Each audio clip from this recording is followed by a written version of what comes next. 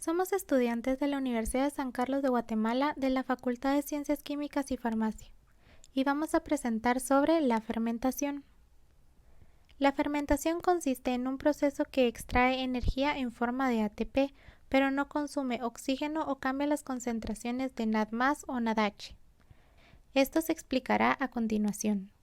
En esta prueba se observa cómo la levadura descompone glúcidos de forma anaeróbica, dando como producto final etanol y dióxido de carbono. Pero ¿cómo se consigue este resultado? Pues la reacción no se da en un solo paso, ya que cuando las moléculas se han reducido a monosacáridos, se da el proceso de glucólisis, donde se producen dos moléculas de piruvato. Hasta este punto es donde se inicia el proceso de fermentación, donde se da un primer proceso en el que el piruvato se reduce a acetaldehído y se observa la liberación de CO2. Este proceso se da por la piruvato descarboxilasa y en el último paso el acetaldehído se reduce a etanol por la acción del alcohol deshidrogenasa, que a su vez permite que el NADH se reoxide para que pueda volver a suceder todo el proceso. Las células que realizan fermentación son aquellas que trabajan en condiciones de hipoxia o de anaerobiosis. Un ejemplo de ello son los eritrocitos en el cuerpo, que realizan la fermentación cuando se requiere ATP en grandes cantidades y cuando la glucólisis no se da abasto en producir este mismo, el ATP.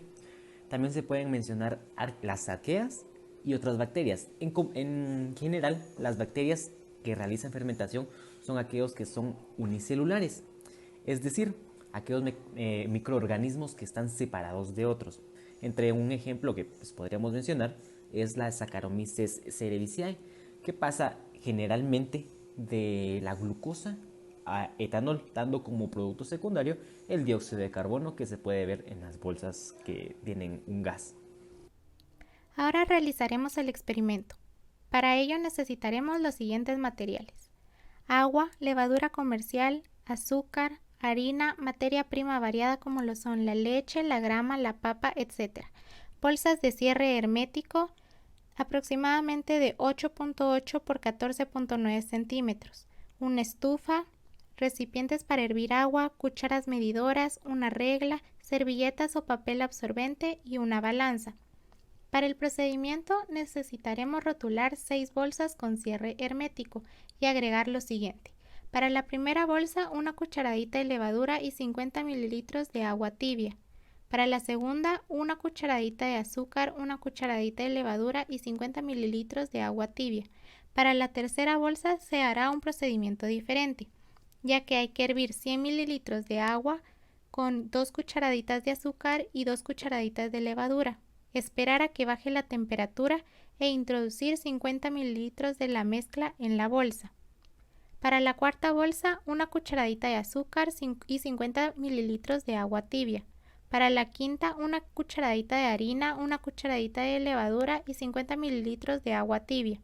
Para la última bolsa, una cucharadita de sustancia variada y una cucharadita de levadura con agua tibia. Hay que eliminar la mayor cantidad de aire, cerramos las bolsas y empezamos a cronometrar el tiempo. En ese mismo momento hay que pesar cada bolsa. Esperamos 20 minutos aproximadamente para la primera medición y si no hay un cambio significativo, esperar 24 horas. Medir el alto de la bolsa según CO2 producido y pesarlo comparándolo con el peso inicial. Como resultados tenemos lo siguiente. La segunda bolsa es la que tuvo mayor cambio por producción de CO2, al igual que la bolsa 5 y 6 también produjeron CO2. Controles negativos. Se utilizó levadura y azúcar en disolución y esto fue necesario para corroborar que no existe una reacción cuando los sustratos, sacarosa y levadura, están separados. Es decir, que cuando solo existe un sustrato en condiciones ideales, a 40 grados Celsius aproximadamente, pues no existe ninguna reacción que se pueda notar, ¿sí? Después de ello, pues se puede entender que estas bolsas, la bolsa 1 y la bolsa 4, funcionan como un blanco, como repito, para que corroborar que no existe alguna reacción en el procedimiento. Las levaduras tienen un crecimiento óptimo entre los 22 a los 40 grados Celsius. Estas son las condiciones en las que podría realizar fermentación. Sin embargo, en este apartado, la levadura de la bolsa 3 se llevó a hervir con el agua y el azúcar, Por lo tanto, las condiciones requeridas fueron alteradas y no se observaron cambios. Esto se debe a que las temperaturas mayores a 60 grados Celsius son letales para ellas, de forma que éstas mueren. En consecuencia, la levadura contenida en la bolsa 3 no tuvo oportunidad de producir CO2 y la bolsa no pudo expandirse.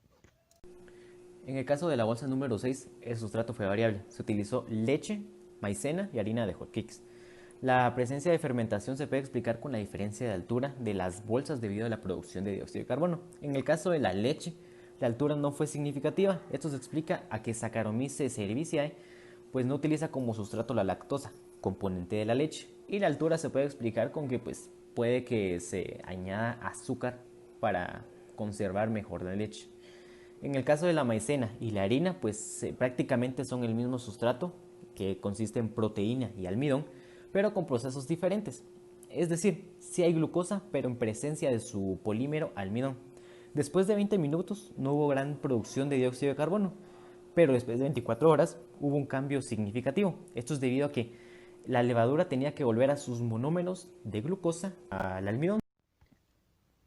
En la siguiente tabla podemos ver que la bolsa 2, la cual contenía agua tibia, azúcar y levadura, fue la única con una producción de CO2 significativa y en todos los análisis se obtuvieron los mismos resultados.